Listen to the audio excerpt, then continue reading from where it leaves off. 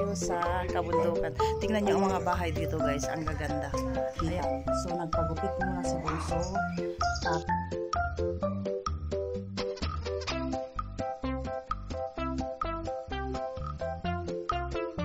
Hello po, ito'y galing po sa ating garden. So sana okay kayo dahil okay kami at okay tayong lahat. Yan na nga, pagrambo-rambulin natin ito. Ito'y galing sa taas. Dahon ng sibuyas at alugbati. Bingo. Ito naman ay colored pasta na may mincemeat. Ito'y para sa kanila. At ito naman yung pinagrambo-rambol nating galing sa ating hacienda. Dahon ng sibuyas, alugbati, kamatis, ginisa-gisa. At iginisa natin sa bagoong alamang. O saan pa kayo guys? Maalala ko na naman ang aking kabataan. Ganyan po kami sa Pilipinas. Kung ano yung mananakaw sa kapaligiran na pwedeng igisa-gisa, okay na. So, set aside natin ang spoon na yan. Hindi tayo gagamit niyan guys. Magkakamay po tayo. Kain po tayo. Nag-alsabalutan po tayo dahil sinapak ako sa kabilang pisngi ni Habi. Tapos, sumunod sa kanan. Ako naman ang ginawa ko, tinadyakan ko siya sa may tiyan. Nagtadyakan kami, nagrambulan kami, hanggang dumating yung punto na ako'y nag-alsabalutan. So, makikita nyo yan guys. Yung 3-4 na bag na dala-dala ko dyan dahil tayo'y maglalayas. Joke! Nandito po tayo sa Rompua kung saan dadaan ang bus. Ang totoo niyan guys, pupunta po tayo sa bundok. So tayo'y pupunta doon, magbabas po tayo. First time kong magbus guys, sa tagal-tagal na pagpupunta namin sa bundok. Nasubukan ko ring magbus. Kung by car, aabutin po tayo ng 45 minutes. Pero pag bus, mga 2 hours. Kasama ko dyan si Bunso, natutuwa siya. Dahil magkasama kaming bibiyahe. So dito naman patuloy ang ating pag-aantay sa bus.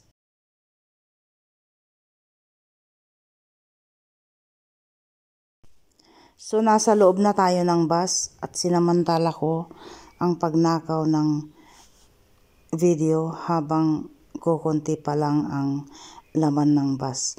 So maituloy ko guys. So first time kong pumunta sa bundok by bus.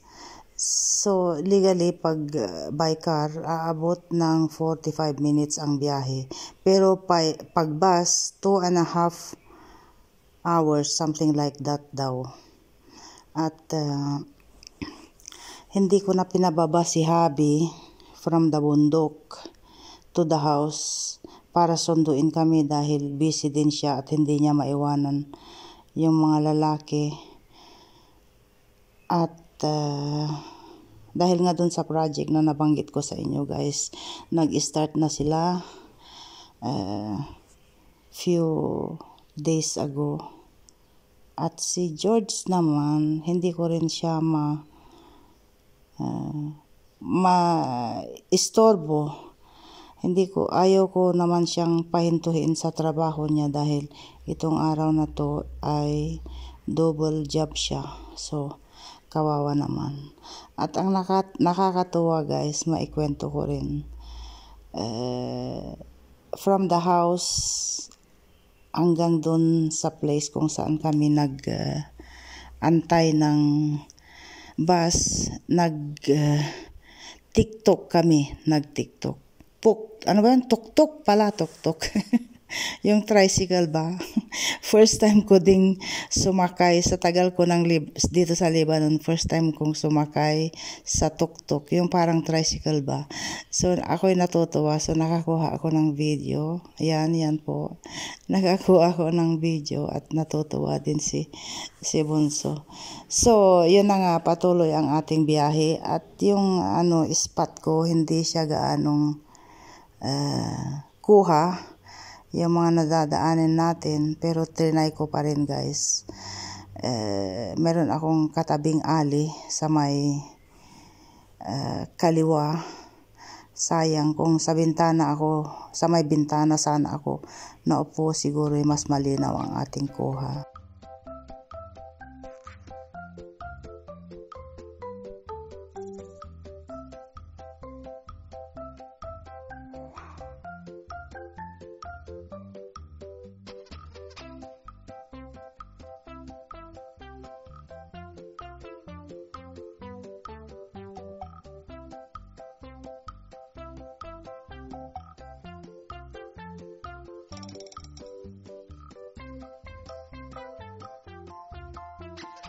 Yun, umalis na, bumaba na ang katabi kong ali sa may bintana.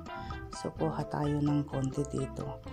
Dito sa puntong ito ay malapit na tayo guys. Malapit na tayo sa bahay. Welcome sa aking villa. This is mine. No, it's not. This is mine. No, it's not. Tingnan nyo guys, ang cute. Ang cute. Yan nga, nandito na naman tayo sa kabundukan.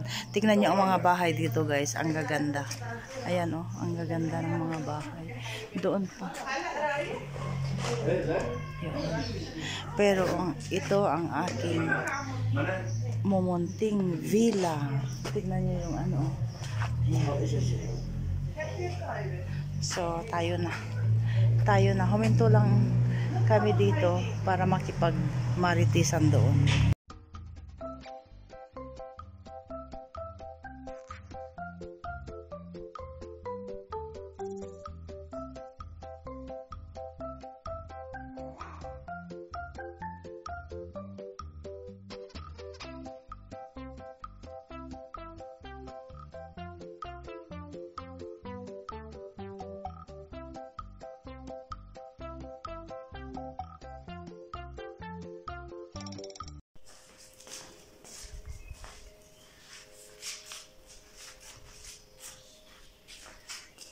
Andito na tayo, home sweet home. Kanina guys, hello po, finally nakarating tayo. Nakakapagod na masaya ang biyahe. Green na green ang kapaligiran. So kanina nga, pagbaba natin kanina sa Bosta, hindi pa kami dumiretso dito sa bahay. Bali yung istasyon ng Bosta. Pagbaba namin doon,